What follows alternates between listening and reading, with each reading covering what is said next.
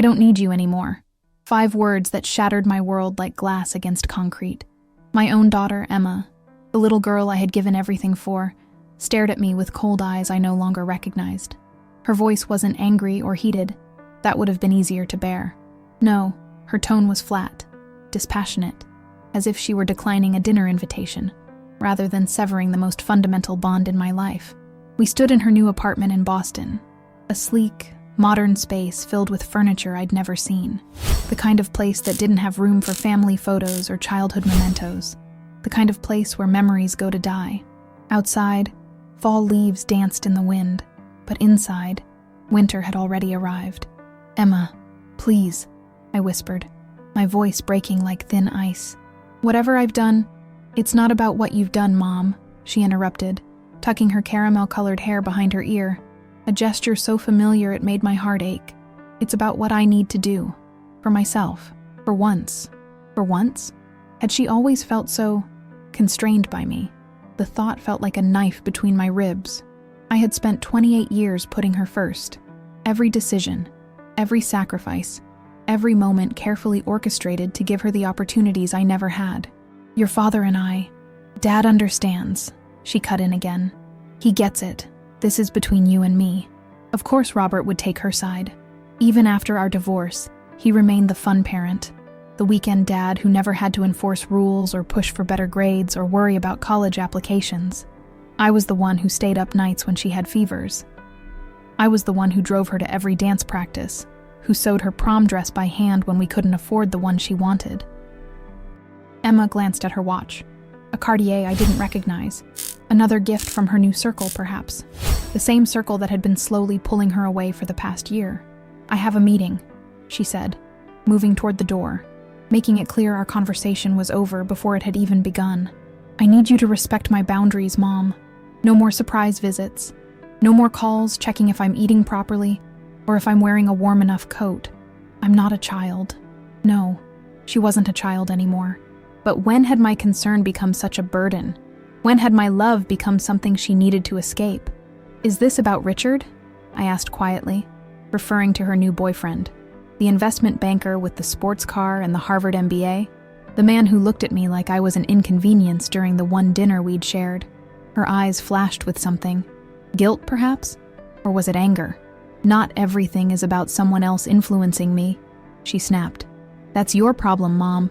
You think I can't make decisions for myself, that someone must be manipulating me if I'm not doing exactly what you want." The accusation stung like alcohol on an open wound. "That's not fair, Emma. Life isn't fair. Isn't that what you always told me?" She grabbed her designer coat, another item I'd never seen before, and her leather briefcase. "I need space. Complete space. I don't need your advice, your help, or your hovering. I just don't need you anymore." Each word felt like another step away from me, another mile of distance I couldn't cross.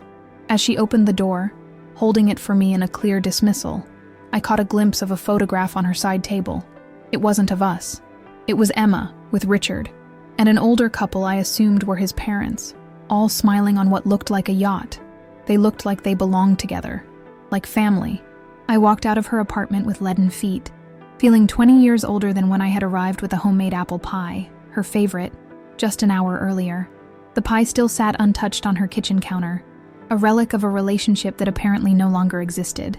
In the elevator, I caught my reflection in the mirrored wall. A middle-aged woman with graying brown hair and tired eyes stared back at me. When had those lines appeared around my mouth? When had my shoulders started to stoop with the invisible weight they carried? Outside, the Massachusetts wind bit at my cheeks. Or perhaps those were just the tears I couldn't hold back anymore. I sat in my 10-year-old Honda, the same car I'd kept running long past its prime, because Emma's college tuition was more important than a new vehicle. I sat there until the windows fogged with my breath, and my sobs subsided enough for me to drive. Back in my small rented house in Medford, just outside Boston, I moved like a ghost through rooms that suddenly seemed too empty, too quiet. Every corner held memories of Emma, her first steps across this very living room, her high school graduation party in the tiny backyard, the late-night talks at the kitchen table when her first serious boyfriend broke her heart. I picked up the phone to call my sister Diane, but put it down again. What would I say? that my daughter had discarded me like an outgrown sweater, that the person I loved most in the world had looked me in the eye and told me I was unnecessary. The humiliation burned as hotly as the pain. Instead, I made tea. I didn't drink, and sat in a silence broken only by the ticking of the grandfather clock that had been my mother's, a timekeeper measuring out the moments of a life that suddenly felt purposeless. Night fell, and still I sat, wondering what I had done so wrong that my own child could sever our bond so completely, so coldly. "I don't need you anymore." The words played on repeat in my mind as I finally dragged myself to a bed where sleep would not come, in a house that no longer felt like home, in a life that had lost its center. My name is Catherine Miller. Most people call me Kathy, though Emma had started calling me Mother in recent years. So formal, so distant. I'm 54 years old, a high school English teacher in Medford, Massachusetts, where I've taught for almost 30 years, teaching other people's children to appreciate Shakespeare and Austen, while my own daughter slipped through my fingers like water. There's an irony there that isn't lost on me. It's been 3 months since that day in Emma's apartment. 3 months of silence that echoes louder than any scream could. I've respected her wishes. No calls, no texts, no surprise visits. Each day, I wake up, make my bed with hospital corners just like my mother taught me, prepare a breakfast I barely taste, and drive to Medford High in time for first period. "Great discussion today on The Great Gatsby, Mrs. Miller," says Jenny Chen, one of my AP English students, as class ends on a Tuesday in late November. I never thought about how Daisy might feel trapped before. I smile automatically, packing up my worn leather satchel with essays to grade. That's the beauty of literature, Jenny. It helps us see situations from different perspectives. Different perspectives. If only Emma could see things from mine. Or if I could truly understand hers. Where had the disconnect begun? When had my devoted daughter transformed into this cold stranger? In the teacher's lounge, I pour coffee into my faded Boston University mug, my alma mater, where I'd hoped Emma would go. Instead, she'd chosen Northwestern, putting 1,000 miles between us for 4 years. Perhaps that was the beginning. "You look tired, Kathy," says Mark Dawson, the chemistry teacher who's been trying to ask me out since my divorce was finalized 3 years ago. "Everything okay?" "Just the usual end-of-semester crunch," I lie, stirring sweetener into my coffee. The truth is too raw, too personal to share in the fluorescent glare of the teacher's lounge. "Well, don't forget the faculty Christmas party next week," he says, his kind eyes crinkling at the corners. "Might do you good to relax a little." I nod, knowing I'll probably make an excuse not to go. The thought of making small talk while pretending my heart isn't broken seems an impossible task. My classroom is my sanctuary, orderly, predictable, filled with the comforting smell of books and the faint lingering scent of dry erase markers. Here, I am Mrs.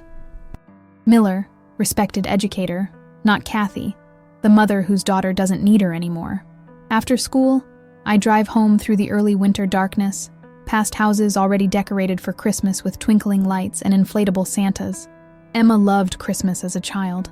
We had traditions, baking gingerbread cookies together, watching It's a Wonderful Life on Christmas Eve, hanging the ornament she made each year on the center of the tree. Will she even put up a tree this year? Or have those memories been packed away too, deemed unnecessary baggage for her new life? My house is small but paid for, one of the few advantages of the divorce settlement. Robert had walked away with the larger home in Cambridge, along with his freedom to pursue his relationship with Jessica, his former research assistant who was barely older than Emma. I got the house in Medford, half his retirement, which he'd tried to fight, and the crushing realization that 25 years of marriage could end with such stunning finality. I unlock the door, greeted by silence and the soft purr of Winston, my gray tabby cat. He whines between my ankles as I hang my coat, the only living being who still seems to need me. "At least you still love me, Winston," I murmur, bending to stroke his sleek fur. He follows me to the kitchen, where I open a can of tuna for him and heat up a frozen dinner for myself. Another glamorous evening in the life of Catherine Miller. The house is tidy, almost obsessively so. In the absence of purpose, I've turned to order, as if controlling my environment might compensate for the chaos in my heart. Every weekend, I clean baseboards and organize cabinets, dust ceiling fans and polish silver no one ever sees. The physical labor helps exhaust me enough to sleep at night. After dinner, I sit at the small desk in my bedroom, grading essays on the crucible. My students' insights about mass hysteria and false accusations blur before my tired eyes. My gaze drifts to the framed photograph on my nightstand. Emma at her college graduation, her arm around my shoulders, both of us smiling. Was she already pulling away even then? My cell phone sits silent beside me. No messages, no missed calls. I've drafted dozens of texts to Emma over these months, but deleted them all, respecting her demand for space. The holidays loom ahead like a dark tunnel. Thanksgiving had been hard enough. I'd accepted a pitying invitation from Diane and her family, where my nieces and nephews had carefully avoided mentioning Emma's absence. Christmas would be worse. So much worse. I finish grading around midnight, my red pen marking thoughtful comments that I hope will guide my students toward deeper understanding. If only I could understand my own life with such clarity. In bed, Winston curled at my feet. I stare at the ceiling and remember Emma's first day of kindergarten, how tightly she'd held my hand. The science fair project we'd stayed up all night to finish when she was 12. Teaching her to drive in empty parking lots, both of us laughing at her jerky starts and stops. The college acceptance letters we'd opened together, dancing around the kitchen in celebration. Where had that mother and daughter gone? Sleep comes fitfully, haunted by dreams where I'm searching for Emma in a crowded mall, hearing her voice but never finding her. I wake before dawn, as I do most days now, the weight of absence heavy on my chest. My routine continues. Teach, grade, clean, repeat. Days bleed into one another. The first snow falls, covering Medford in a blanket of white that would have delighted Emma as a child. I don't bother putting up Christmas decorations. What would be the point? Faculty meetings, parent-teacher conferences, a minor fender bender in the school parking lot. Life goes on in its mundane way. I smile when appropriate, contribute when necessary, and no one seems to notice that I'm slowly disappearing, becoming as ghostly as my relationship with my daughter. Mom wouldn't understand. I overhear a student say to a friend as they pass me in the hallway, "She never gets anything." They're not talking about me, but the words sting nonetheless. Is that what Emma thinks? That I never understood her? At night, I sometimes find myself standing in the doorway of her old bedroom, preserved like a museum exhibit of a life that no longer exists. The debate trophies, the photographs of friends whose names I still remember, the stuffed bear named Mr., buttons that she couldn't sleep without until she was 10. Should I pack it all up, donate it, or maintain this shrine to a relationship that may never be restored? I don't know. I don't know anything anymore. December arrived with a bitter cold snap, and the first real proof that Emma's rejection went beyond words. The invitation came in the mail, thick, cream-colored cardstock with gold embossing, announcing the holiday party hosted by Robert and Jessica Miller at their Cambridge home on December 18th. It wasn't the invitation itself that froze my blood. Robert and I had maintained a cordial relationship after the divorce, largely for Emma's sake. I'd even met Jessica a handful of times at Emma's events, swallowing my pride and shaking her hand while pretending not to notice that her engagement ring contained the diamond that had once been in mine, reset in a more modern style. No. What struck me like a physical blow was the handwritten note at the bottom in Emma's distinctive slanting script. "Hope you can make it, Dad. I'll be announcing some big news. Love, Em." Em, the nickname I'd given her as a baby. The name she'd asked me to stop using last year because she preferred Emma now, but apparently, her father and his new wife still warranted the affectionate shorthand. I sat at my kitchen table, the invitation trembling in my hands. Emma would be there. My daughter, who had told me she needed space, who had cut me out of her life completely, was happily attending her father's Christmas party. The party to which I, notably, had not been invited. My phone rang, startling me. It was Diane. "Did you get one too?" she asked without preamble. "An invitation to Robert's party?" "Yes." My voice sounded hollow even to my own ears. "Are you going to go?" My sister's voice was tentative.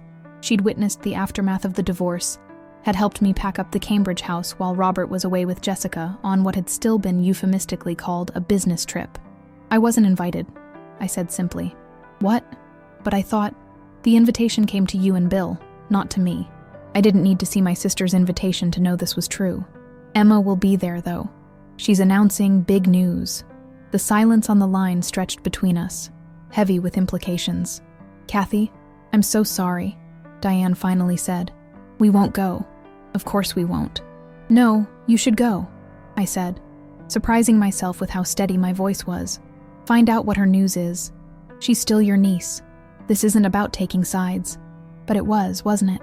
Lines had been drawn, and somehow I was on the outside of a circle that included not only my ex-husband and his new wife, but my own daughter, and now, potentially, my sister and her family too. "I'll call you right after," Diane promised. "And we'll do Christmas Eve at our place, like always. Emma might come around by then." I doubted it, but thanked her anyway before hanging up. The invitation sat on my table like a grenade with its pin half pulled. I should throw it away, I thought. Instead, I tucked it into the drawer where I kept Emma's childhood artwork, report cards, and Mother's Day cards, professing eternal love and gratitude. The following week brought another shock. I was grocery shopping at the Whole Foods in Cambridge, a splurge I rarely allowed myself but justified as holiday treating when I saw them. Emma and Richard shopping together like the perfect couple, her arm looped through his as they examined organic produce. I froze in the middle of the aisle, a jar of pasta sauce clutched in my hand. For a wild moment, I thought about hiding behind the display of holiday cookies, but my feet seemed rooted to the floor. Emma looked up and saw me. For a heartbeat, something like guilt flashed across her face, quickly replaced by a cool politeness that was somehow worse than outright hostility. "Mom," she said, her voice carefully modulated. "Hello, Emma," I managed to respond, my eyes drinking in the sight of her like a woman dying of thirst. She looked well, beautiful even. Her hair was styled differently, sleeker and more sophisticated.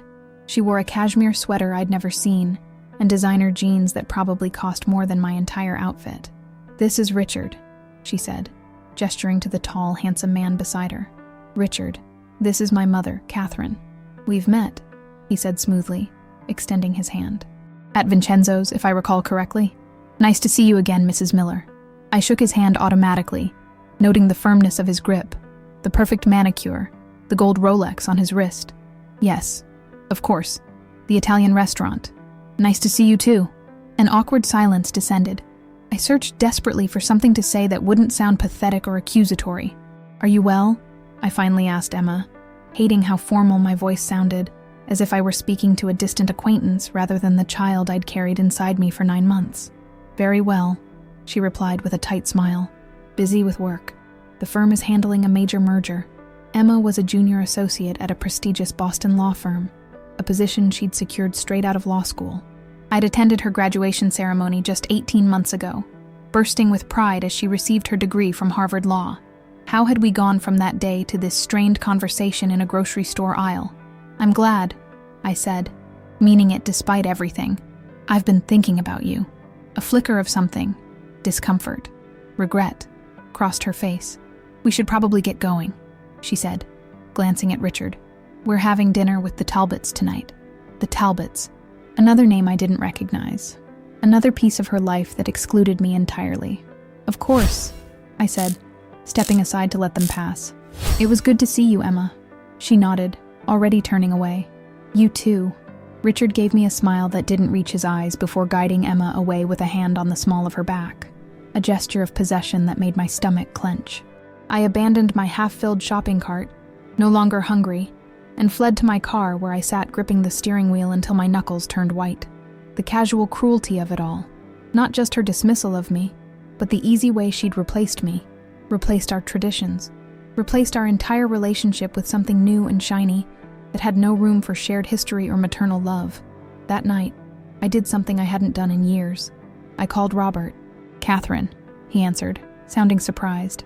We communicated mostly by email these days, brief exchanges about tax documents or Emma's student loan payments, which we still split despite her impressive starting salary. "Is Emma okay?"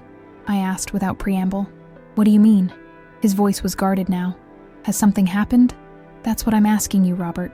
I saw her today with Richard, and she's coming to your Christmas party to announce big news. She hasn't spoken to me in months. She told me she doesn't need me anymore. So I'm asking you, as her father, if our daughter is okay." The silence stretched between us. 28 years of shared parenthood suddenly reduced to this awkward phone call. "She's fine, Catherine," he finally said, his voice softening slightly. She's just growing up, finding her own way. You've always been a bit intense about motherhood. Maybe she needs some space. Space, I repeated, the word bitter on my tongue. She has 1,000 miles of space. What she's giving me is exile. Robert sighed, a sound I recognized from our marriage, his signal that he found me melodramatic. I think you're overreacting. Emma's just busy with her career, her relationship. It's a natural phase. A phase where she attends your parties but tells me she doesn't need me? Where she's shopping with her boyfriend in the same city where I live but can't return a text message? My voice cracked despite my best efforts. That's not a phase, Robert. That's a choice. I don't know what you want me to do, he said, impatience creeping into his tone. I'm not going to get in the middle of whatever is happening between you two. But he was in the middle. He was hosting the party where Emma would share news she didn't want me to hear. He was maintaining the relationship that she had severed with me. Just tell me what the big news is, I said quietly. Please. Another sigh. I don't know, Catherine. She hasn't told me. Maybe a promotion? Or perhaps she and Richard are taking a trip. I really don't know. He was lying. I could hear it in his voice, the slight hesitation before he spoke. After 25 years of marriage, I knew Robert's tells like my own reflection. Fine, I said, suddenly exhausted. Enjoy your party. I hung up before he could respond, the betrayal settling into my bones like an old ache. My ex-husband, my daughter, even my own sister would be gathering to celebrate something I wasn't permitted to know about. The family I had nurtured and protected for decades had reconstituted itself without me, leaving me on the outside looking in. That night, I dreamed of Emma as a little girl, calling for me from the other side of a glass wall. I could see her, hear her, but no matter how hard I pounded on the glass, I couldn't reach her. I woke up with tears on my pillow and the weight of absence crushing my chest. The wind howled outside my bedroom window as I pulled a dusty photo album from the top shelf of my closet. Sleep had proven elusive after my encounter with Emma, so instead of fighting the insomnia, I surrendered to memory. The album was heavy, its leather cover worn at the corners from years of handling. Inside were the meticulously organized photographs of Emma's childhood, a life documented from her first ultrasound picture, which I'd framed and given to Robert as a Father's Day gift before Emma was even born, to her law school graduation. I traced my finger over a photograph of Emma at age 3, her face covered in chocolate ice cream, her smile so wide it seemed to take up half her face. I had been a young mother, just 26 when Emma was born, still finishing my master's degree in education, while Robert was beginning his career as a research scientist at a pharmaceutical company. Those early years had been a struggle. We lived in a tiny apartment in Somerville, counting pennies, taking turns caring for Emma while the other studied or worked. I had postponed my own career aspirations, turning down a promising position at a private school in Connecticut, because Robert had the opportunity for advancement in Boston. It had seemed like the obvious choice at the time. His salary potential was higher, and I could find teaching work anywhere. I turned the page to Emma's first day of kindergarten. She wore a blue dress with white polka dots that I had sewn myself, staying up 3 nights in a row to finish it after grading papers for my first teaching job. Her backpack was nearly as big as she was, and she clutched my hand so tightly that morning, suddenly shy about entering the classroom. "Don't leave me, Mommy," she had whispered, her lower lip trembling. "I'll be right outside," I'd promised. "And when school is over, I'll be the very first person you see." I kept that promise every single day that year, arranging my schedule at Medford High so that I could drop her off and pick her up, turning down the department chair position because it would have required earlier meetings that conflicted with Emma's school schedule. The album continued. Emma losing her first tooth, Emma in her soccer uniform, Emma with the science fair project that won first place in the state competition. Behind each photograph lay countless untold stories. The nights I'd stayed up helping her practice multiplication tables. The weekends I'd driven her to soccer tournaments across New England, while Robert worked late at the lab. The college application essays I'd helped her draft and revise. I paused at a photograph of Emma at 16, standing beside the used car we'd bought her. It wasn't much, a 10-year-old Honda Civic with high mileage, but it was safe and reliable. We'd saved for years to afford it, Robert and I, putting away a little each month from my teacher's salary and his research stipend. What the photograph didn't show was the second job I'd taken on to make it happen. tutoring on weekends and evenings to supplement our income when Robert's research funding was cut. I never told Emma about those extra hours, about the exhaustion that had become my constant companion. She deserved a normal adolescence, unburdened by adult financial concerns. There was Emma at her senior prom, radiant in a midnight blue gown. The price tag on that dress had made my stomach clench, but I'd written the check without hesitation. What the photo couldn't capture was the moment after, when Emma had hugged me fiercely and whispered, "Thanks, Mom, for everything." I continued turning pages, moving through time. Emma's high school graduation, where she'd been valedictorian. Her move-in day at Northwestern, where I'd fought back tears as I made up her dorm bed with the new sheets we'd picked out together. The Christmas she'd brought her first serious boyfriend home, a nice boy named David who'd looked at her like she hung the moon. There were fewer photographs from her college years, natural, as she built her independent life. But there were still moments: parents' weekend visits, holiday breaks, the summer internship in Boston where she'd lived at home to save money. Then came the law school years. Emma in front of Harvard Law, beaming proudly on her first day. Emma in her first professional suit for mock trial competition. Emma studying in our living room during winter break, surrounded by thick textbooks and empty coffee cups, her hair pulled back in a messy ponytail. The final pages showed her law school graduation, the celebration dinner afterward at the expensive restaurant Robert had insisted on, though I knew he was stretching his budget as much as I was stretching mine. The pride on our faces, Robert's, mine, Emma's, was unmistakable. We had done it. Together, we had launched our daughter into the world, equipped for success. What the photographs couldn't show were the sacrifices, the 1,000 small choices that had defined my life as Emma's mother. The career advancements I'd declined, the relationships I'd let wither, the personal dreams I'd set aside, all to ensure that Emma had every opportunity, every advantage I could possibly give her. I didn't regret a single one of those choices, but sitting alone in my bedroom at midnight, surrounded by the evidence of a lifetime of devotion, I couldn't help but wonder, had Emma ever truly understood?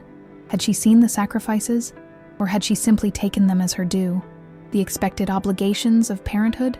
The last photo in the album was from Christmas 2 years ago, before the estrangement began. Emma sat between Robert and me on Diane's couch, the three of us wearing the matching sweaters that had been a family tradition since Emma was a child. We were smiling, Robert's arm around Emma's shoulders, my hand holding hers in her lap. It looked like the perfect family portrait. No one viewing it would have known that Robert had already met Jessica by then, that our marriage was fraying at the edges, that within 6 months he would ask for a divorce that blindsided me completely. I closed the album gently, running my hand over its cover as if it were a precious artifact, which, in many ways, it was. A record of love given freely, of a life oriented around another person's happiness and well-being. When had that become insufficient? When had I become insufficient? The clock on my nightstand showed 2:17 a.m. Outside, the December wind rattled the window panes, and somewhere in Boston, my daughter slept in an apartment I'd visited only once, beside a man she'd chosen to share her life with instead of me. I returned the album to its shelf and crawled back into bed, but sleep remained elusive. Instead, memories continued to surface. Emma's first steps across our tiny Somerville living room, her arms outstretched toward me. Emma at 7, climbing into my bed during a thunderstorm, pressing her face against my shoulder until the fear subsided. Emma at 12, struggling with pre-algebra, the triumph in her eyes when the concept finally clicked after hours of patient explanation. I remembered the summer Emma was 14, when Robert's mother had fallen ill. I had taken family leave to care for my mother-in-law in Chicago for 6 weeks, commuting back to Boston every weekend to make sure Emma was okay. I'd exhausted my savings on plane tickets, but never complained. Family took care of family. That was the lesson I'd tried to teach Emma by example. When my own parents had died, my father from a sudden heart attack when Emma was 10, my mother from breast cancer 3 years later, I had shouldered the grief privately, arranging funerals and settling estates, while ensuring Emma's life remained as stable and normal as possible. Had those lessons in sacrifice been misinterpreted somehow? Had I taught her that love meant giving everything and expecting nothing in return? Had I, in trying to be the perfect mother, somehow failed to prepare her for the reality that relationships require mutual care? Or was it simpler than that? Had she simply outgrown me, like a beloved childhood toy relegated to a box in the attic, no longer needed but too precious to discard entirely. The questions circled in my mind like birds unable to land, finding no resolution, no peace. Outside, the first light of dawn began to color the sky, and I surrendered to the day, exhausted but determined to continue the routine that now defined my diminished life. As I showered and dressed for work, one memory returned with particular clarity. Emma at age 8, climbing into my lap with a children's book about a baby bird. The baby bird keeps asking everyone, "Are you my mother?" she had explained seriously. "But I would always know you, Mom. Even if I was lost, I would find you. And I would always find you," I had promised, kissing the top of her head. No matter what. A promise I had kept through childhood illnesses and teenage rebellions, through college anxieties and law school stress. A promise that now echoed hollowly in the empty rooms of my house, in the silence of my phone, in the space where my daughter should be. I didn't plan to go to the mall that Saturday. Christmas shopping held no appeal when there was only Winston to buy presents for, but I needed to replace my worn winter boots, and the department store was having a sale. That's why I was there, riding the escalator to the second floor of the Burlington Mall, when I saw them. Emma and Jessica, my ex-husband's wife, sitting at a table in the food court, heads bent together in conspiratorial closeness. Not just sitting together, laughing together, sharing what appeared to be a plate of Chinese food, comfortable in each other's company in a way that spoke of familiarity, of relationship. My daughter, who had told me she was too busy with work to respond to my texts, was spending her Saturday with the woman who had replaced me in my marriage. My hand gripped the escalator railing so tightly my knuckles turned white. I should turn around, I thought. Go back down the escalator and leave before they saw me. But my feet carried me forward automatically, as if drawn by an invisible thread that still connected me to my child despite her best efforts to sever it. They didn't notice me approaching, too engrossed in whatever Jessica was showing on her phone, photos, perhaps, or messages that made Emma nod with a smile I used to believe belonged exclusively to me. "Emma," I said, my voice sounding strange to my own ears. They both looked up, startled. Emma's smile vanished, replaced by that now familiar mask of cool politeness. Jessica had the grace to look uncomfortable, at least. "Mom," Emma said, straightening in her chair. "What are you doing here?" As if I were the one out of place, as if I had intruded on something private, which I supposed I had. "Buying boots," I said, gesturing vaguely toward the department store. "Hello, Jessica." "Catherine," Jessica nodded, tucking a strand of her perfectly highlighted hair behind one ear. At 34, she was 20 years my junior, with the kind of effortless beauty that came from good genes and expensive skincare. "Nice to see you." A lie, but a socially acceptable one. "I didn't realize you two spent time together," I said, trying and failing to keep the hurt from my voice. Emma and Jessica exchanged a glance loaded with meaning I couldn't decipher. "We were just doing some shopping," Emma said, her tone carefully neutral. "For the party next weekend." "I see. The party I wasn't invited to. The party where my daughter would announce news she didn't want me to hear. Well, don't let me interrupt. I should have walked away then, preserved what little dignity I had left. But something kept me rooted to the spot. Perhaps the desperate hope that Emma would invite me to join them, to bridge the gulf that had opened between us. She didn't. "Actually," Jessica said, gathering her purse and shopping bags, "I should get going. Robert's expecting me back by 3. She turned to Emma with a warm smile. "Same time on Tuesday for the final fitting." Final fitting. The words echoed in my head as Emma nodded. "I'll text you," Emma confirmed, returning Jessica's smile. Jessica stood, her slim figure accentuated by designer jeans and a cashmere sweater that probably cost more than my monthly mortgage payment. "Bye, Catherine. Happy holidays."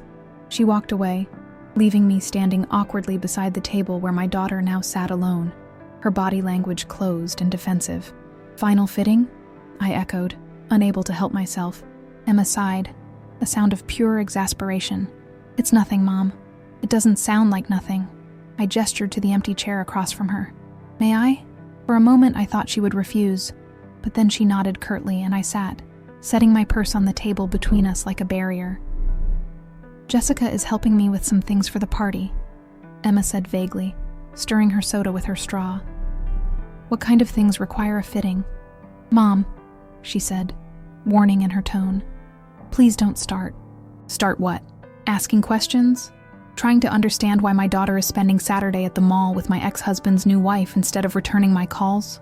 My voice rose slightly, and I forced myself to lower it. Is that what you mean by starting? Emma's expression hardened. This is exactly why I needed space. The guilt trips, the emotional manipulation, the way you make everything about you. The accusation hit me like a physical blow. When have I ever— Always, she interrupted, her voice cold. My whole life has been about your sacrifices, your efforts, your feelings. Do you have any idea how suffocating that is? To constantly feel like you owe someone for simply doing what parents are supposed to do? I stared at her, stunned into silence. Was that how she saw my love? As a burden? A debt to be repaid? I didn't realize loving you was such a terrible crime. I finally managed, my voice barely above a whisper. See? That's exactly it, Emma said, throwing up her hands. I say I need independence, and you act like I'm rejecting your love. I try to establish boundaries, and you act like I've stabbed you in the heart. You told me you don't need me anymore, I reminded her, the words still as painful to say as they had been to hear. After everything we've been through together, you looked me in the eye and said those exact words. Something flickered across her face. Regret, perhaps, or doubt. But it was quickly replaced by determination. I meant it, Mom. I need to live my own life without feeling guilty every time I make a choice you wouldn't make. Like spending time with Jessica? I couldn't keep the hurt from my voice. The woman your father left me for? Emma's eyes flashed. Jessica is nice, Mom. She treats me like an adult, not a perpetual child who needs managing. And she makes Dad happy. Each word was a knife, twisting in my already wounded heart. And I didn't make him happy, or you. That's not— She broke off, frustration evident in the set of her jaw. This is why I can't talk to you. You twist everything into these emotional pretzels where I end up feeling terrible no matter what I say. I'm sorry that my feelings are so inconvenient for you, I said, bitterness seeping into my tone despite my best efforts. Emma checked her watch, a dismissive gesture I recognized from her father. I have to go. Richard is waiting. Of course he was. The perfect boyfriend with his perfect job and his perfect understanding of Emma's need for space from her clingy, emotional mother.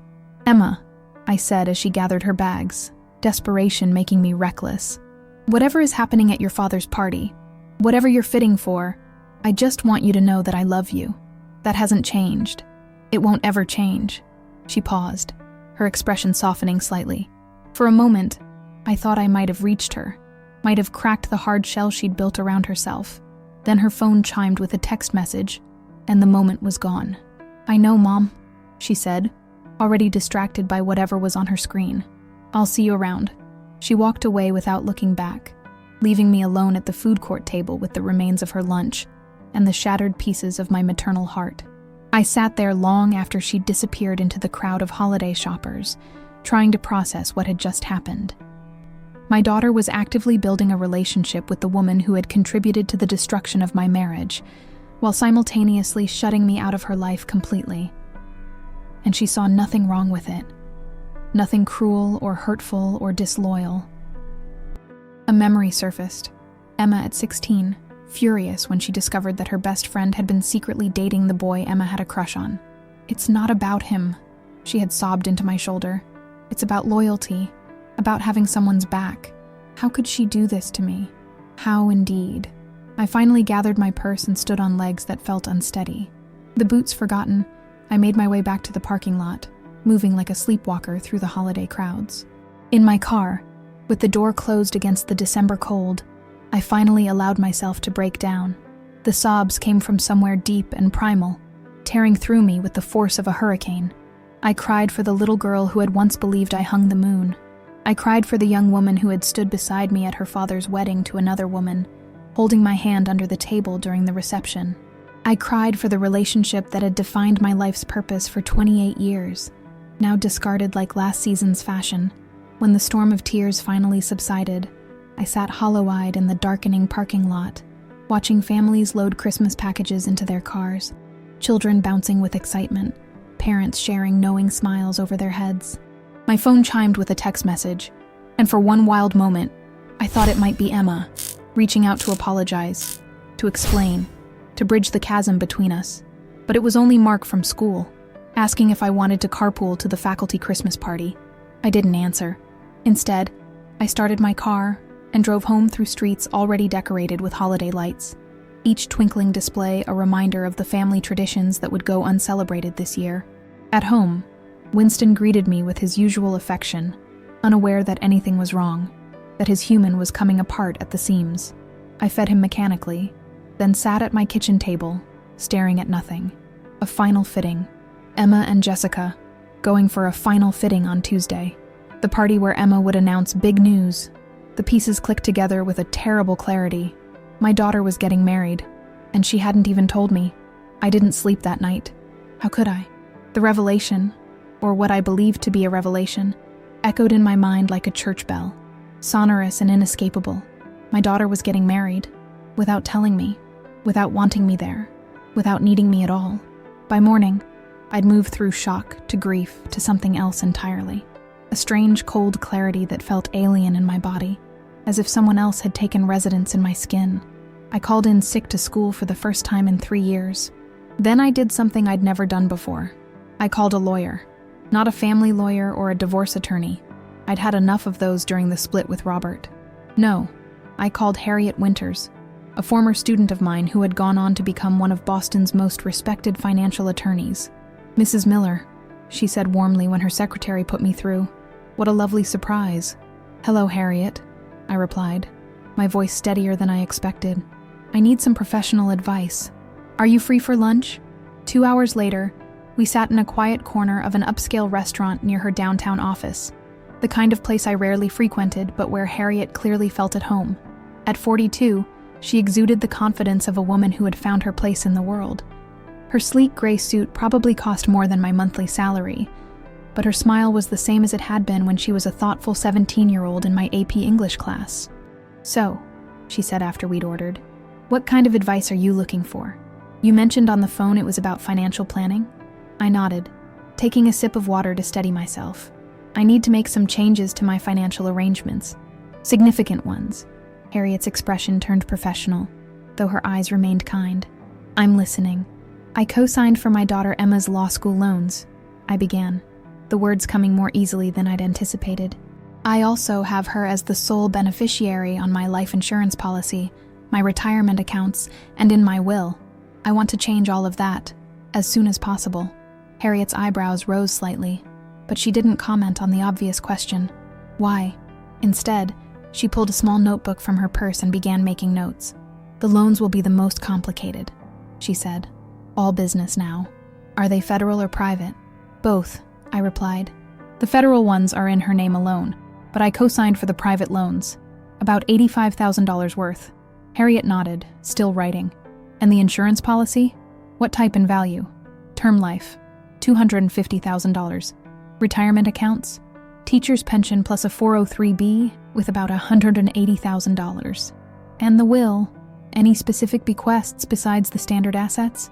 I thought of my mother's jewelry, the grandfather clock, the small collection of first editions I'd assembled over decades of teaching literature. "Yes, several. All currently designated for Emma." Harriet finished writing and looked up at me, her expression serious. "Catherine, may I call you Catherine now? Are you sure about this? These are significant changes." Was I sure? The question reverberated through me, settling into my bones with a certainty I hadn't felt in months. "Yes, I'm sure. May I ask who you'd like to designate as your new beneficiary?" I had thought about this during the sleepless night. "My sister Diane for the life insurance, a trust for my nieces and nephews for the retirement accounts, and I'd like to establish a scholarship at Medford High in my mother's name, with whatever remains of my estate after specific bequests to friends." Harriet nodded, making more notes. "And the student loans? If you remove yourself as co-signer, Emma will need to refinance on her own. She can afford it," I said, surprised at how little emotion tinged the words. "She's a junior associate at Morrison and Fleming, starting salary of $190,000 plus bonuses." Our food arrived, a salad for me, soup for Harriet. We paused while the waiter set down our plates and refilled our water glasses. "This is all doable," Harriet said once we were alone again.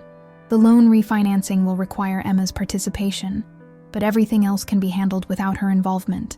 I'll draw up the necessary paperwork this week. I nodded, pushing a cherry tomato around my plate. There's one more thing. I'd like to set aside a small trust for Emma, payable when she turns 40. Nothing extravagant. Maybe $20,000. Enough to show I still cared, but not enough to... I trailed off, uncertain how to finish the sentence. Not enough to seem like you're trying to buy her love back, Harriet finished gently. I looked up, meeting her understanding gaze. Yes, exactly that. Harriet reached across the table and briefly squeezed my hand, a gesture that nearly broke through the strange numbness that had enveloped me. Consider it done. And Catherine, whatever's happened between you and Emma, I'm sorry. I managed a small smile. Thank you. For everything. We finished our lunch, discussing the technicalities of trusts and beneficiary designations, the conversation blessedly free of emotion. When the check came, I insisted on paying despite Harriet's protests. You can bill me for the legal work, I said firmly, but lunch is my treat. I'm still immensely proud of the woman you've become, Harriet. Her eyes softened. I had good teachers, you especially. We parted outside the restaurant with a brief hug, Harriet promising to call when the paperwork was ready to sign. I walked back to my car feeling lighter somehow, as if I'd set down a burden I hadn't realized I was carrying. The rest of the day passed in a similar state of focused clarity. I drove to the bank and removed Emma's name from my accounts. I called my insurance agent and initiated the beneficiary change on my policy. I contacted the Human Resources Department at school about updating my pension information. Each action should have felt momentous, even heartbreaking. Instead, there was only the quiet certainty that I was finally taking control of my own life, not out of spite or revenge, but out of a newfound respect for myself and the life I still had left to live. At home, I moved through the rooms with new eyes, seeing not just the memories of Emma, but the possibilities for myself. The spare bedroom that had remained essentially unchanged since she left for college could become a reading room or a home office. The kitchen cabinets filled with the special snacks she liked could be reorganized for my own preferences. The walls covered with her achievements could make space for art I loved but had never displayed. Small changes, perhaps, but significant in what they represented. A life reclaimed, a future reconsidered, an identity not defined solely by motherhood. I made a simple dinner, pasta with fresh vegetables, a glass of the good red wine I usually saved for special occasions. As I ate at my kitchen table, Winston purring contentedly at my feet, I realized I wasn't angry anymore. The hurt remained, a dull ache beneath my breastbone, but the rage and indignation had subsided, replaced by a calm acceptance that felt like wisdom. Emma had made her choice. She had decided that the mother who had given everything for her was no longer necessary in her life, that her father's new wife could stand in for me at fittings and celebrations and family gatherings, and I had finally, belatedly, made my own choice in response, to value myself as much as I had always valued her. After dinner, I washed my single plate and glass, then went to the living room and opened my laptop. For the first time in years, perhaps decades, I found myself researching something solely for my own benefit: summer writing workshops in New England. I had always loved writing, but had set it aside when motherhood and teaching consumed my time and creative energy.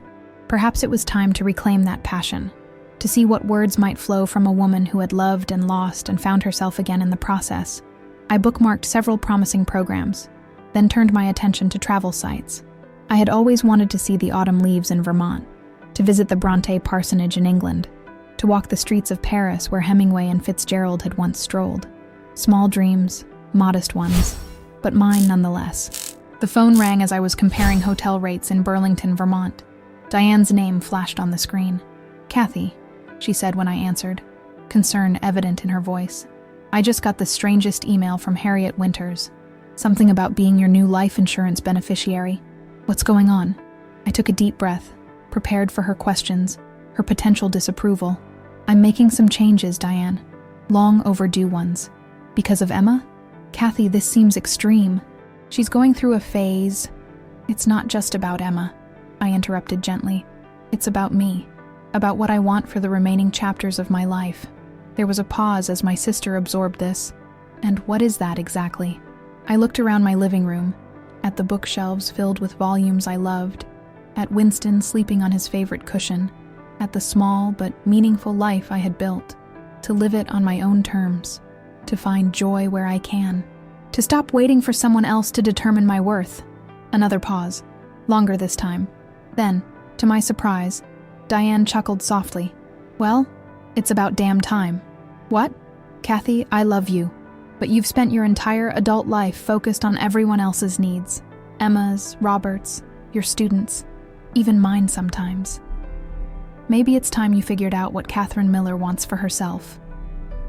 I felt a smile spread across my face, unfamiliar, but welcome.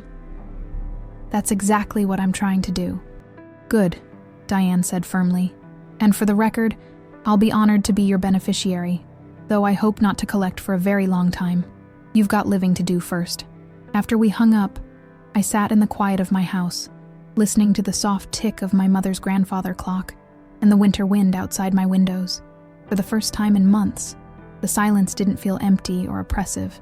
It felt like possibility, like potential, like the blank page before the first sentence of a new story. My daughter didn't need me anymore, but perhaps, just perhaps, that meant I was finally free to discover what I needed for myself. The envelope arrived 3 days before Christmas, hand-delivered to my front porch while I was at school for the last day before winter break. No postmark, no return address, just my name in unfamiliar handwriting. Inside was a single folded sheet of expensive stationery and a thumb drive. Mrs. Miller, the note read. We haven't met, but I'm Richard's administrative assistant, Judy. I thought you should have this before the party. I may lose my job for sending it, but I couldn't stand by and watch this happen to another mother. My own mom wasn't at my wedding because of my ex's manipulation, and it's my greatest regret. My hands trembled as I connected the thumb drive to my laptop. It contained a single audio file, dated 3 weeks earlier, titled simply, Emma and Richard. I hesitated before clicking play. This felt like an invasion of my daughter's privacy, a line I had never crossed even when Emma was a teenager. But the urgency in the note, the ominous another mother phrasing, compelled me forward. The recording began with the ambient sounds of a restaurant, clattering dishes, murmured conversations, soft background music. So it settled then, Richard's voice, smooth and confident. We tell your mother after the holidays. No need to spoil Christmas for her. I don't know, Richard. Emma's voice, uncertain in a way I hadn't heard in years. Maybe we should tell her before. It seems cruel to let her think everything's fine and then just... Emma. His tone was patient but firm, the way one might speak to a child. We've been over this. Your mother is emotionally volatile. You said yourself how dramatic she was about your father's remarriage. She was blindsided by Dad's affair, Emma protested weakly. Anyone would be upset. A dismissive sound from Richard. The point is, she makes everything about her feelings. If we tell her before London, she'll try to talk you out of it. She'll make you feel guilty for prioritizing your career over her need to have you nearby. London? My mind raced. Emma was moving to London? It's not like it's forever, Emma said, her voice small. The firm says 2 years, 3 at most. Exactly. And by then, who knows? The London office might love you so much they offer you a permanent position. Or we might decide we want to try Paris or Hong Kong. The point is, this is your life, Emma. Your future, not hers. A pause, filled only with restaurant noise. I just keep thinking about what she said that day in my apartment, Emma said finally, about respecting her boundaries. I feel like I'm doing exactly what I accused her of, making a huge decision that affects her without including her in the process. A chair scraped, Richard moving closer perhaps. Listen to me. His voice was lower now, more intense. Your mother had her chance at life. She chose to center it entirely around you. That was her decision. You are not responsible for her happiness. You are not obligated to structure your life around her expectations. Another pause. I know, Emma sighed. It's just, she's always been there for me, you know? Every game, every school event, every crisis. Even when Dad was too busy, she never missed anything. And that's admirable, Richard conceded, though his tone suggested otherwise, but also potentially suffocating. You said yourself she calls too much, texts too much, wants too much of your attention. I know, but nothing, Emma. Look at how your relationship with your father has flourished since you established healthier boundaries with your mother. You're closer to him than ever, right? Yes, Emma admitted, because he respects your independence. He treats you like the accomplished adult you are. When was the last time your mother did that? The silence that followed was answer enough. "Besides," Richard continued, "it's not like we're cutting her off completely. She'll be invited to visit. We'll see her on holidays when we're back in the States. But right now, you need space to grow into the person you're meant to be, without her expectations weighing you down." "I guess you're right." Emma didn't sound convinced. "I just wish there was a way to do this without hurting her." "Some pain is unavoidable," Richard said, his voice softening slightly. "But it's temporary. She'll adjust. And in the long run, this is healthier for both of you." The recording continued for another minute. Mundane discussion about dessert options, a brief mention of Christmas gifts, before cutting off abruptly. I sat frozen at my kitchen table, the laptop screen glowing in the early winter dusk. My daughter wasn't getting married. She was moving to London, with Richard, and she had been deliberately keeping it from me while sharing the news with her father, his wife, and apparently everyone else in her life.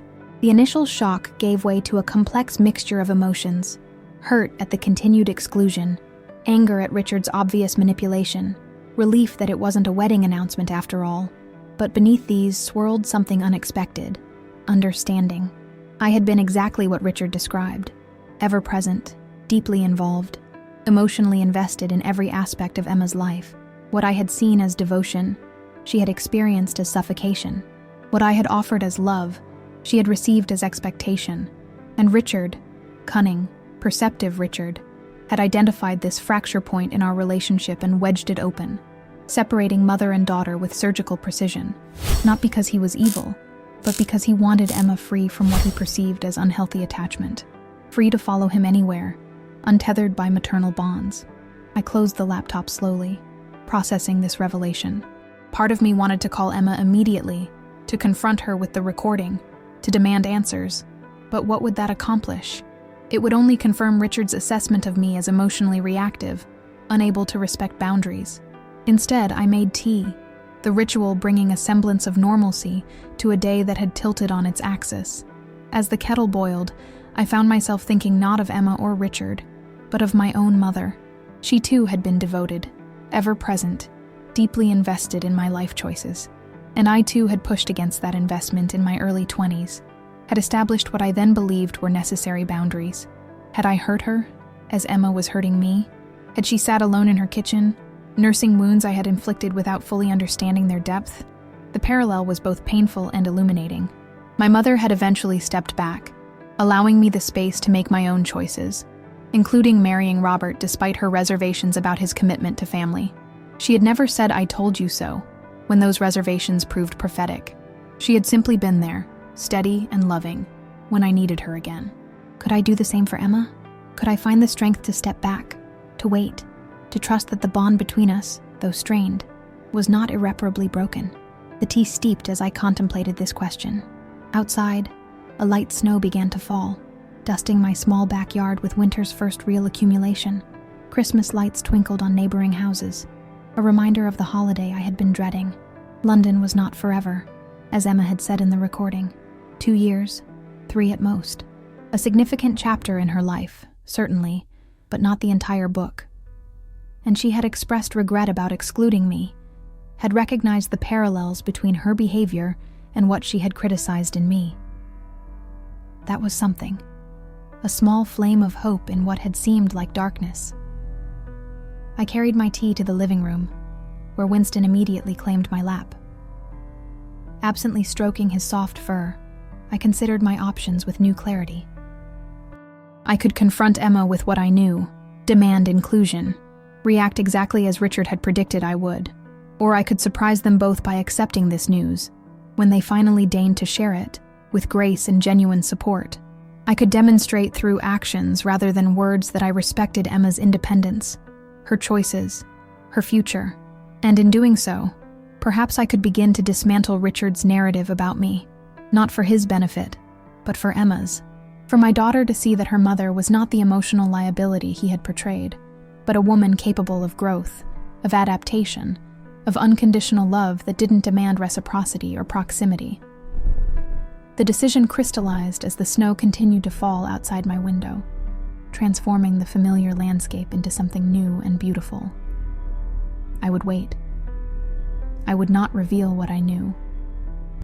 I would attend my sister's Christmas Eve gathering and continue the quiet reclamation of my own life that had begun with those meetings with Harriet. And when Emma and Richard finally told me about London, after the holidays as they had planned, I would surprise them with my wholehearted support. I would offer practical help with the logistics of an international move rather than emotional appeals to stay. I would ask thoughtful questions about her professional opportunities rather than focusing on my sense of loss. In short, I would be the mother Emma needed now, not the mother I had been accustomed to being. The realization brought with it a strange sense of peace, of power reclaimed. For too long, I had allowed my identity, my worth, to be defined by my role as Emma's mother. I had measured my success by her happiness, my purpose by her need for me, but I was more than that role. I was Catherine Miller, teacher, reader, sister, friend, a woman with dreams deferred but not forgotten, with a life not ending but evolving. The thumb drive sat on my kitchen table, its contents a gift not of ammunition, but of insight. I would keep it, not as leverage, but as a reminder of this moment of clarity, this turning point in my understanding of both my daughter and myself. Outside, the snow continued to fall, each flake unique, each one part of a greater transformation. Christmas Eve arrived with picture-perfect snowfall and the kind of crystalline blue sky that seems unique to New England winters. I stood at my bedroom window, watching sunlight glint off fresh snow, feeling strangely calm about the evening ahead. Diane's annual Christmas Eve gathering would include Robert and Jessica this year, and Emma, of course. My sister had called 3 times to make sure I was still coming, her concern transparent in every careful question. "I'll be fine," I had assured her. "It's Christmas. We're family. We can all be adults for one evening." What I didn't tell her was how thoroughly I had prepared for this encounter, not with accusations or recriminations, but with something far more powerful, genuine self-possession. The woman who would walk into Diane's house tonight was not the same wounded creature who had sobbed in a mall parking lot or spent sleepless nights mourning a daughter's rejection. This woman had reclaimed her life, her identity, her power, not through confrontation, but through quiet, deliberate choice. I dressed with particular care, not in my usual holiday sweater, but in a sleek burgundy dress I'd bought during a spontaneous shopping trip to Newbury Street. The salesperson had seemed surprised when I bypassed the practical section for something more elegant, more confident. "You look stunning," she'd said, as I examined my reflection in the dressing room mirror. I had smiled, seeing not just the dress but the straight shoulders, the lifted chin, the eyes that had regained their spark. "Yes," I'd agreed. "I rather think I do." Now I added simple pearl earrings, my mother's, and a light application of makeup. My hair, which had been the same shoulder-length cut for decades, now fell in a stylish bob that framed my face more flatteringly. Another small change, another reclamation. The gifts were already packed in my car, thoughtful selections for my nieces and nephews, a nice bottle of scotch for Diane's husband Bill, an antique brooch for my sister. For Emma, I had chosen a first edition of Jane Austen's Persuasion, her favorite novel since high school, with its themes of second chances and steadfast love. For Robert, a fountain pen from the same craftsman who had made the one he'd admired in my classroom 29 years ago, when he was a guest speaker in my senior English class. And for Jessica, yes, even for Jessica, I had selected a delicate silk scarf in shades that would complement her coloring, not an afterthought or an obligation, but a genuine gesture toward the woman who, regardless of how she had entered our lives, was now part of our extended family. The final touch was my coat. Not the practical down parka I usually wore, but a camel wool wrap coat I'd splurged on at the same shopping trip. As I belted it at my waist and wound a soft cashmere scarf around my neck, I caught sight of my reflection in the hallway mirror. The woman who looked back at me seemed younger somehow, lighter, as if she had set down a burden she'd carried for too long. I smiled at her, at myself, and headed for the door. The drive to Diane's suburban home took 40 minutes. The roads cleared, but still lined with plowed snow. I listened to classical Christmas music rather than the traditional carols that Emma and I had always sung along to on similar drives. Another small adjustment, another step forward rather than backward. Diane's driveway was already full of cars when I arrived, including Robert's sleek Audi and a sporty BMW I assumed belonged to Richard. I parked on the street and gathered the gifts, taking a deep breath before making my way up the shoveled walk to the front door. Inside, was the controlled chaos of family Christmas, my nieces and nephews racing around, the smell of Diane's famous beef Wellington wafting from the kitchen, the massive tree in the living room surrounded by presents. For a moment, I stood in the entryway, allowing the sensory experience to wash over me without searching immediately for Emma, as I would have done just weeks ago. Aunt Kathy, my youngest niece, 8-year-old Lily, spotted me first, rushing over for a hug that nearly toppled my stack of gifts. "Careful, sweetheart," I laughed, bending to kiss her cheek. "Help me put these under the tree?"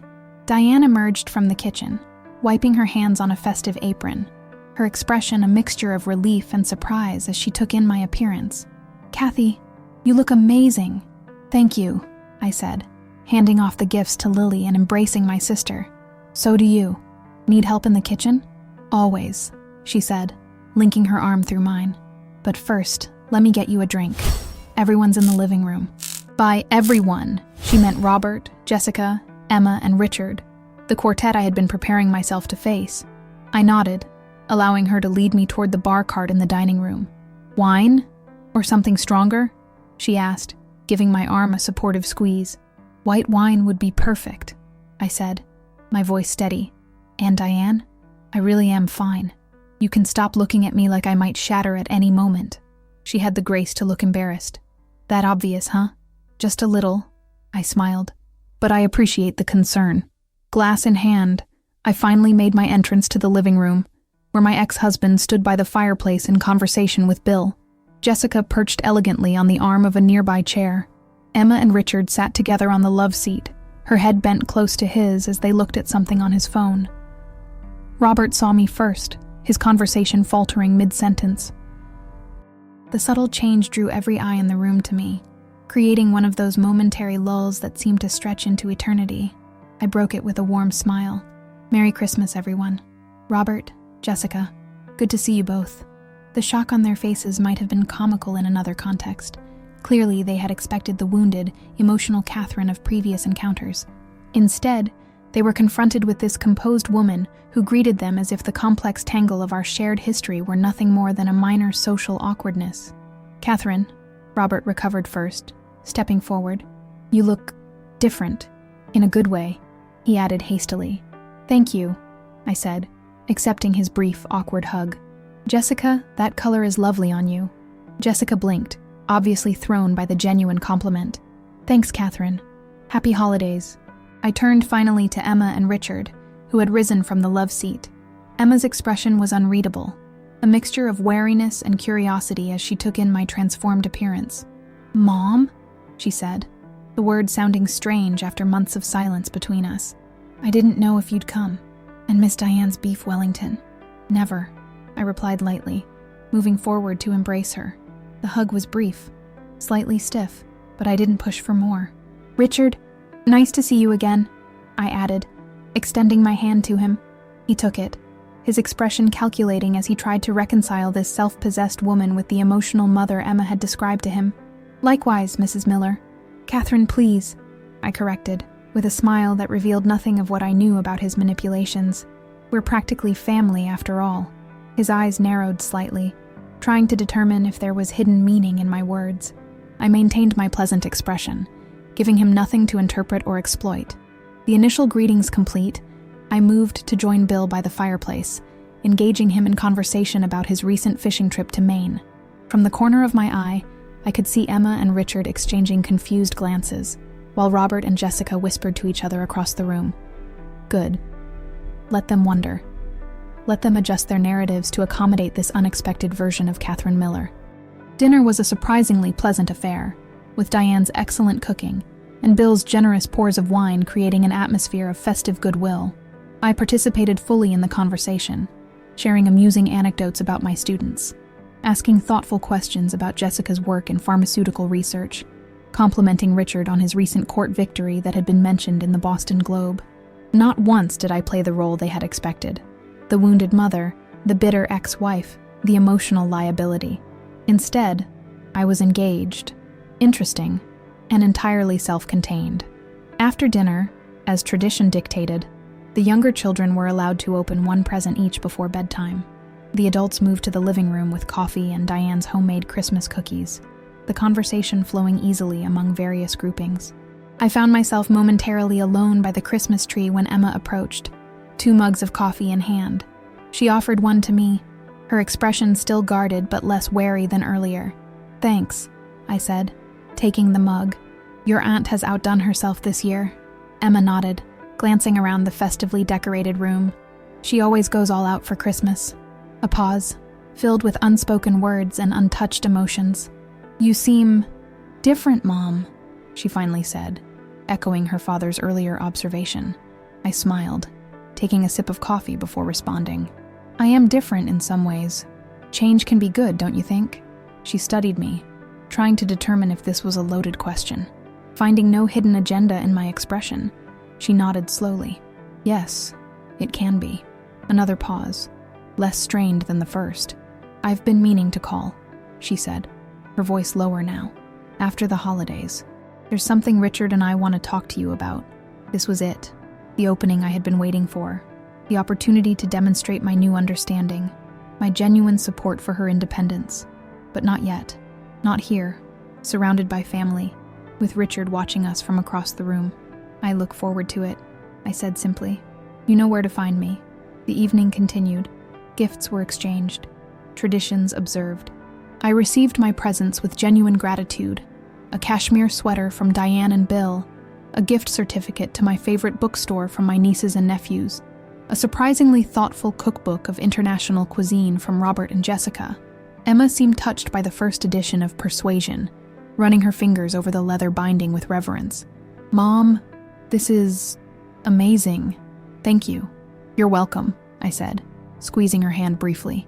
"Some stories improve with time and rereading, don't they?" She looked up, catching the deeper meaning in my words, a flicker of something like hope crossing her face. "They do." As the evening drew to a close, I gathered my coat and new gifts, saying warm goodbyes to everyone. Robert helped me carry packages to my car, an unexpected gesture that reminded me briefly of the man I had once loved. "You really do look well, Catherine," he said as we stood in the snowy driveway, his breath visible in the cold air. "I am well," I replied, and meant it. "Life continues, doesn't it? For all of us." He nodded, something like regret passing across his features. "Yes, it does. Merry Christmas, Catherine." "Merry Christmas, Robert." I drove home through the silent, snow-covered streets, feeling neither triumphant nor depleted. I had passed through what should have been an emotionally treacherous evening with grace and authenticity, neither performing nor pretending. And in doing so, I had begun to shift the narrative, not just in their perception of me, but in my own understanding of myself. The counterattack, if it could be called that, was not a dramatic confrontation or revelatory moment. It was simply the quiet assertion of my own worth, my own dignity, my own capacity to grow beyond the roles that had defined me for so long. Emma would call after the holidays. She and Richard would tell me about London, and I would surprise them both with my response, not the emotional reaction they expected, but the supportive understanding they needed. It wasn't a victory in the traditional sense. But as I pulled into my driveway and looked up at the clear winter sky filled with stars, it felt like something even more valuable, a reclamation of peace, a return to myself. Christmas Day passed quietly. I spent the morning volunteering at a local shelter serving meals, then had a simple dinner at home with Winston, who enjoyed a festive portion of turkey. The day felt peaceful rather than lonely, another small victory in my ongoing journey toward a reclaimed life. I didn't expect to hear from Emma until after the new year, as Richard had indicated in the recorded conversation, so when my doorbell rang at 7:30 on Christmas evening, I assumed it was Diane dropping off leftovers or perhaps Mark from school, who had mentioned potentially stopping by with a gift. I opened the door to find Emma standing on my front porch, alone, snowflakes dusting her caramel hair and settling on the shoulders of her expensive coat. Her eyes were red-rimmed, her expression vulnerable in a way I hadn't seen in years. "Emma," I said, surprise evident in my voice. "Is everything okay?"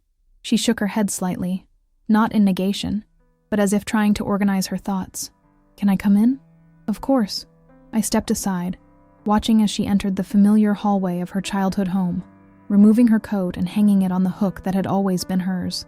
Winston appeared, twining around her ankles in greeting. She bent to stroke him, a small smile softening her features. "Hey, Winston. Merry Christmas."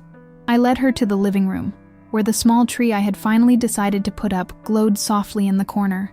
"Would you like some tea? Or something stronger?" "Tea would be good," she said, settling on the couch, her body language tense despite the familiar surroundings.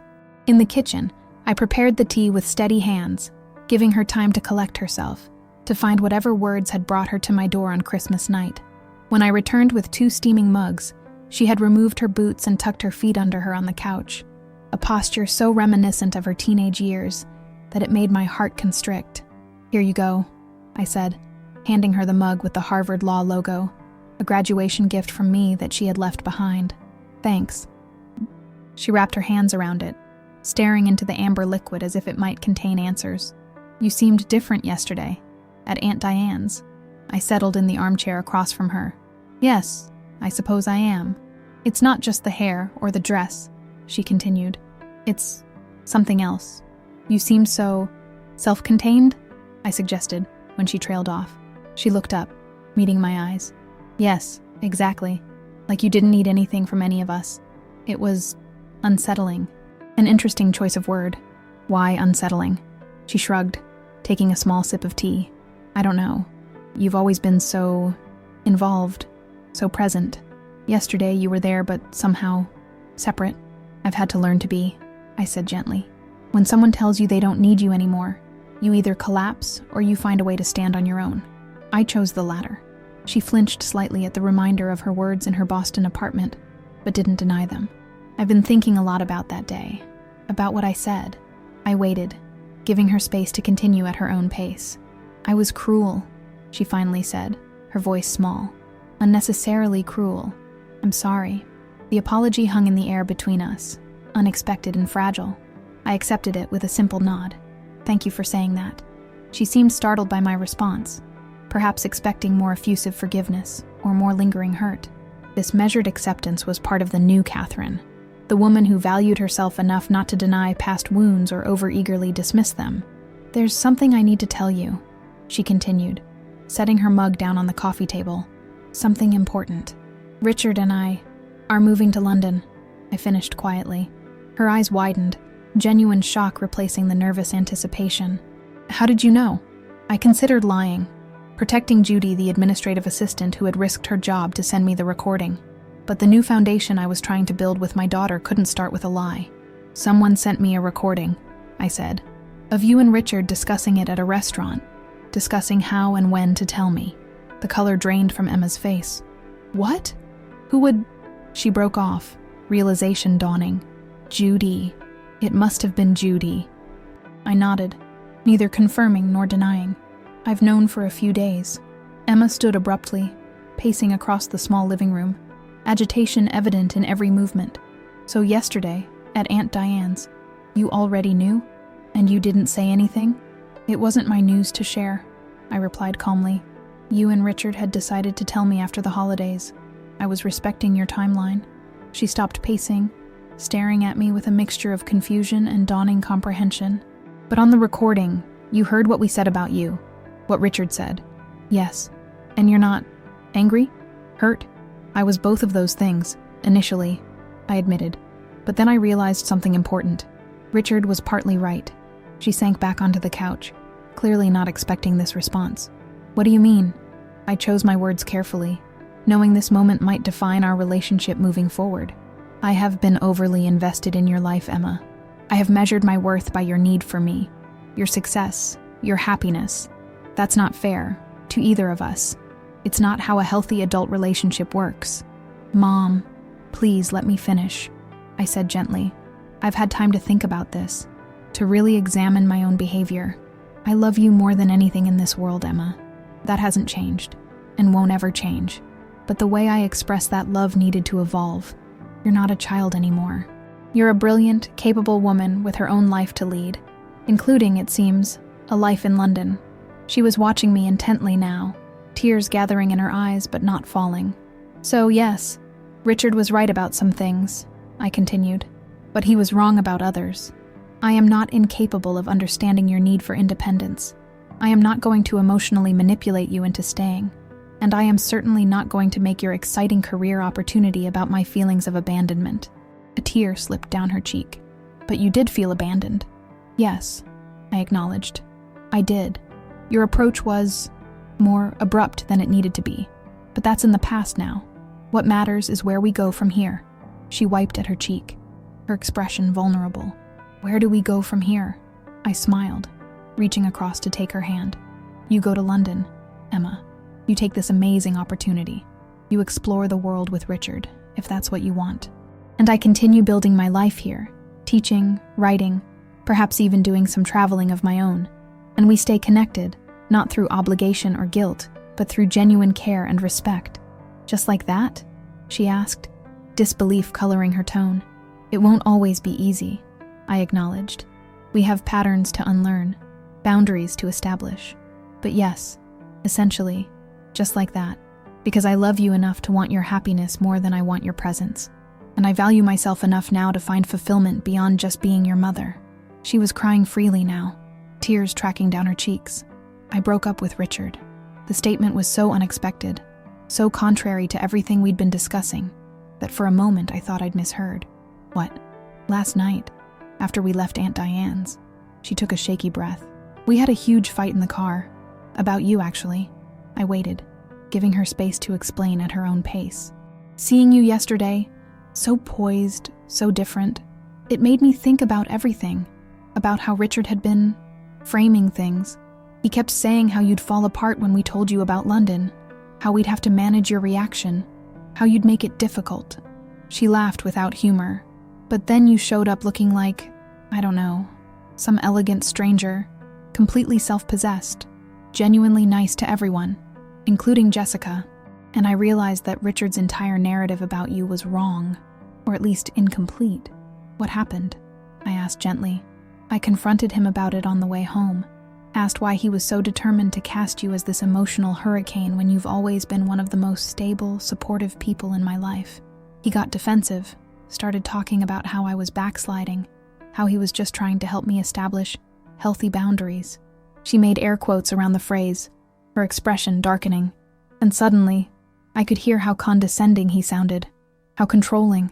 He wasn't helping me establish boundaries. He was isolating me from the person who knows me best. And when I pointed that out, he didn't take it well, I guessed. That's an understatement, she said grimly. He basically confirmed every suspicion I was starting to have, that he wanted me dependent on him, that he saw my relationship with you as competition rather than the foundation it's always been. She looked up, meeting my gaze directly. So I ended it, right there in his car. Told him I wasn't going to London, wasn't going to continue a relationship with someone who tried to separate me from my family. He dropped me at my apartment and I spent all night thinking about everything, about who I want to be and who's been there for me all along. I sat very still, absorbing this unexpected turn of events. Part of me, the old reactive Catherine, wanted to express relief or vindication, but the woman I was becoming knew better than to center myself in Emma's emotional journey. Are you okay?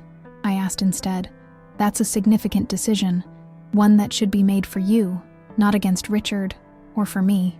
She smiled through her tears, a genuine smile that reached her eyes. That's such a mom thing to say. And yes, I'm okay. Better than okay, actually. I feel like I've woken up from a strange dream where I was playing a role written by someone else. I'm not rejecting the London opportunity. I've actually asked for a transfer to the New York office instead. Same career advancement, different location. And I'm not rejecting independence either. I just want it to be my version of independence, not Richard's.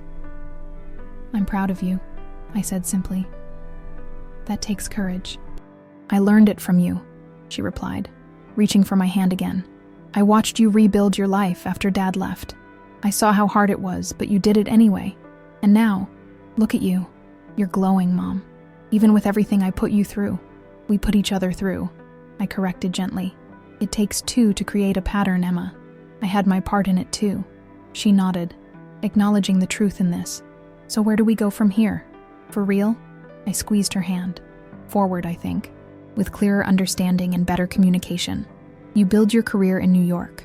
I continue teaching and maybe finally write that novel I've been thinking about for 20 years. We visit each other. We call. We text, but not out of obligation, out of genuine desire to share our lives. I'd like that, she said softly. I've missed you, Mom. The real you, not the version Richard tried to convince me you were. I've missed you too, I admitted. But I've also found parts of myself I didn't know were there. So, in a strange way, I'm grateful for this difficult time. It forced growth that might not have happened otherwise. Emma looked around the living room, taking in the small changes I'd made. The new reading lamp, the rearranged furniture, the framed print of the Vermont countryside I plan to visit in the spring. Can I stay tonight? She asked suddenly. Like old times, but new too. I can make pancakes in the morning. I'd like that very much, I said, smiling. Your room is still there, different bedspread, but same space. As we sat together in the gentle glow of the Christmas tree, the past and future seemed to coalesce into a present moment of genuine connection. Not the enmeshed relationship of before, not the severed bond of recent months, but something new and healthier. Two adult women who shared a profound love and history, now forging a path forward based on mutual respect and understanding. Outside, snow began to fall again, adding fresh layers to the Christmas accumulation. Inside, mother and daughter began the delicate, beautiful work of rediscovery. Spring came early to Massachusetts that year, with March bringing unusually mild temperatures and the first brave crocuses pushing through soil still marked by winter's retreat. On a particularly beautiful Saturday morning, I sat on my back porch with a cup of coffee, watching birds flit between the feeder I'd installed and the budding branches of my maple tree.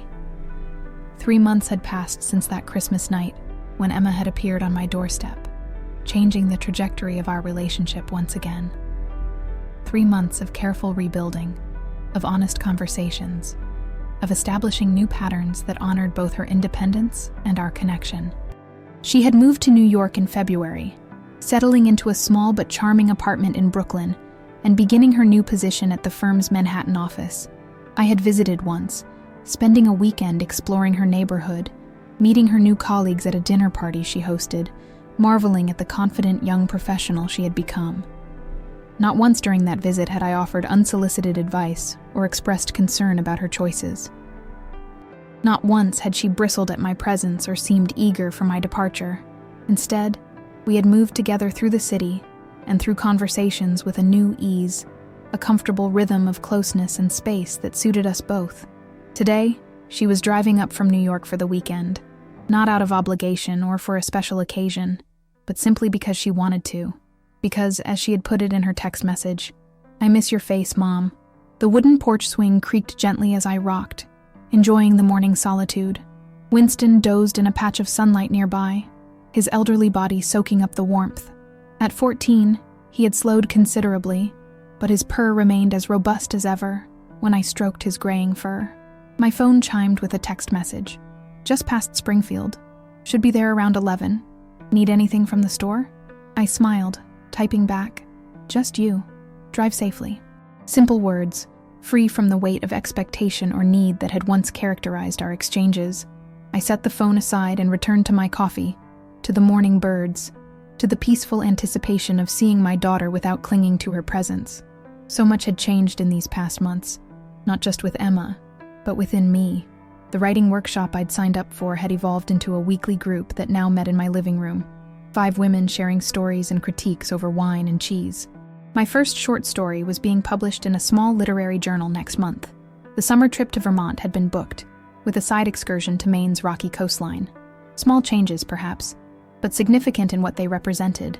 A life expanding rather than contracting, growing in new directions that had nothing to do with motherhood or past identities. Robert had noticed the difference too.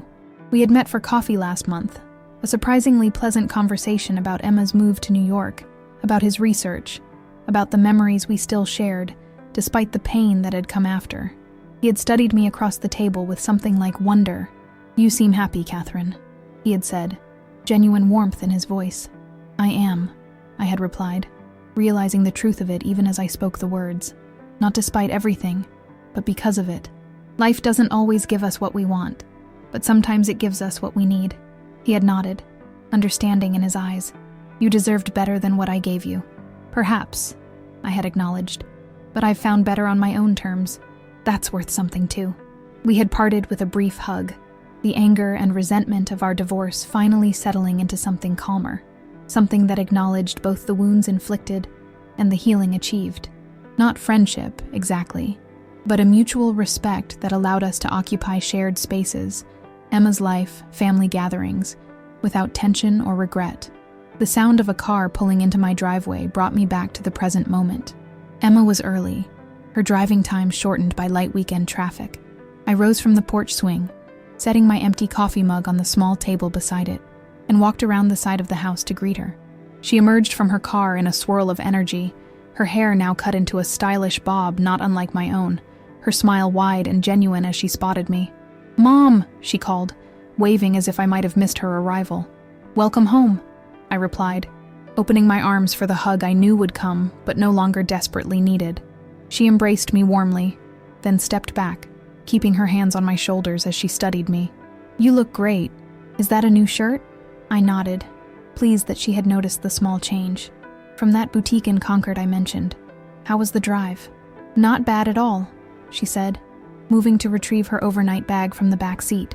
"I listened to that podcast you recommended. You were right. It's fascinating." We moved together into the house, our conversation flowing easily from podcast to her work to my writing group. Winston greeted her with sleepy dignity, accepting her gentle petting before returning to his sunbeam. "I made banana bread," I said, leading the way to the kitchen. "And I thought we might try that new restaurant in Lexington for dinner, if you're interested." "Sounds perfect," she agreed, setting her bag down and settling at the kitchen counter as I poured her coffee. "Oh, before I forget, I brought you something." She reached into her purse and pulled out an envelope, sliding it across the counter to me. "Open it." Inside were 2 tickets to a writing conference in New York, scheduled for the summer. "I know you mentioned wanting to go," she explained, "and I thought maybe we could make a weekend of it. You can stay with me, we'll go to the conference sessions you're interested in, maybe see a show." I looked up, genuinely touched by the thoughtfulness of the gift. "Emma, this is wonderful. Thank you." She smiled, a hint of shyness in her expression. "It's different, isn't it? Planning things together now." "Different in a good way," I agreed. "I was thinking about that on the drive up," she continued, wrapping her hands around the coffee mug, "about how much has changed since Christmas, how much better things are between us." I nodded, giving her space to continue. "I was so afraid of being smothered, of losing my independence," she said, her expression thoughtful. "But what I didn't understand was that real independence doesn't mean cutting off the people who love you. It means building relationships where everyone can be fully themselves." "That's very wise," I said softly. "I had a wise teacher," she replied, meeting my eyes with warmth. "It just took me a while to appreciate the lessons."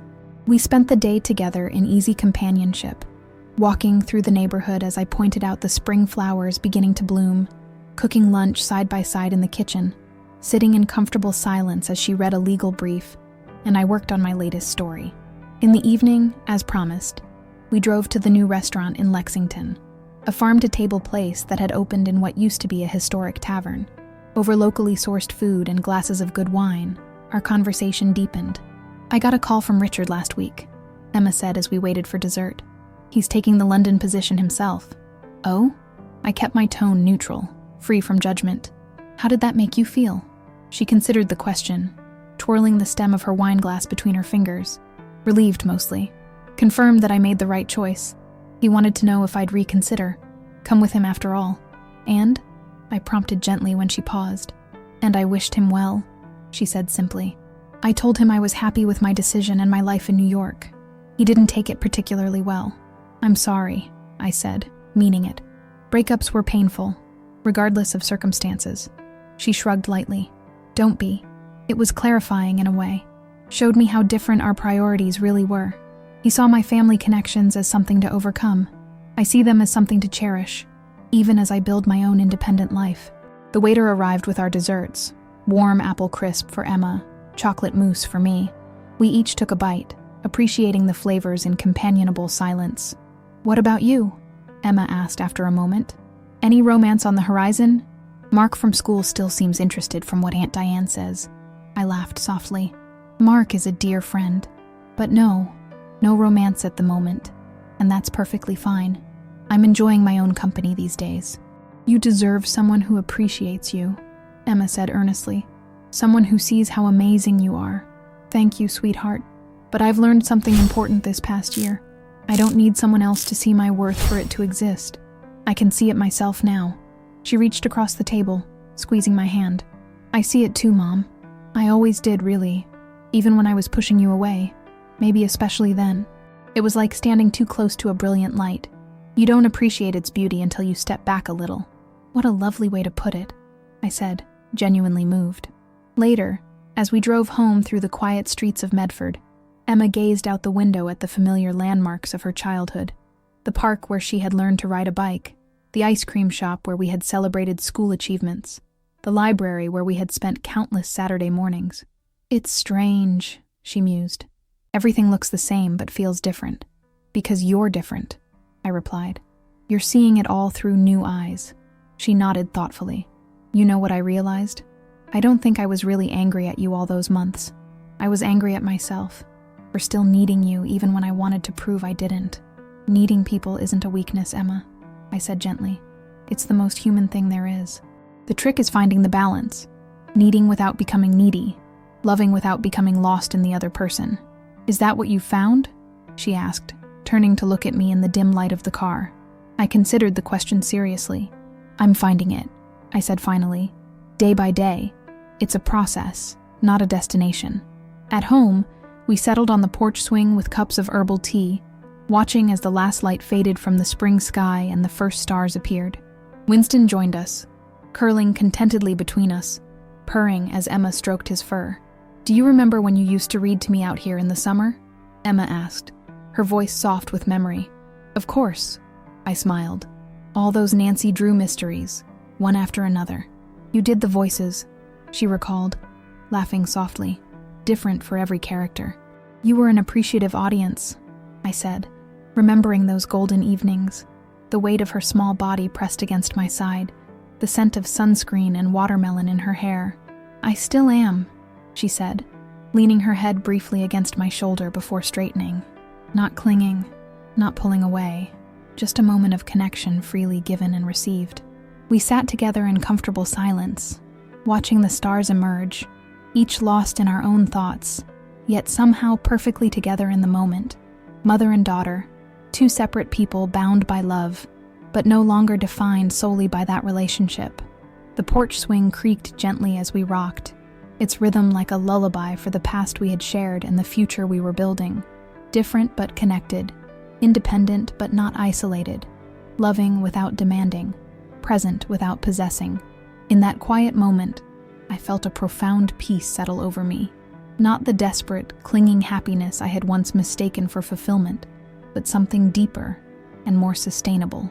A quiet joy born of self-knowledge, of boundaries respected, of love freely given without expectation of return.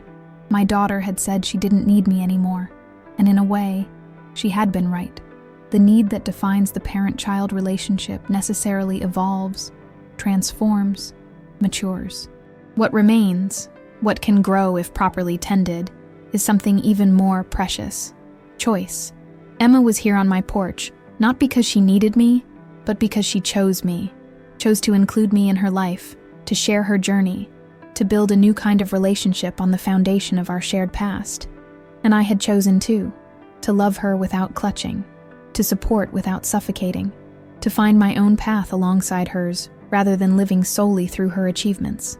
As the evening deepened around us, I recognized this moment for what it was. Not an ending, but a beginning. Not a loss, but a discovery. Not a severing, but a transformation. My daughter didn't need me anymore, and paradoxically, that truth had set us both free to find each other again, in a new way, as the women we were becoming.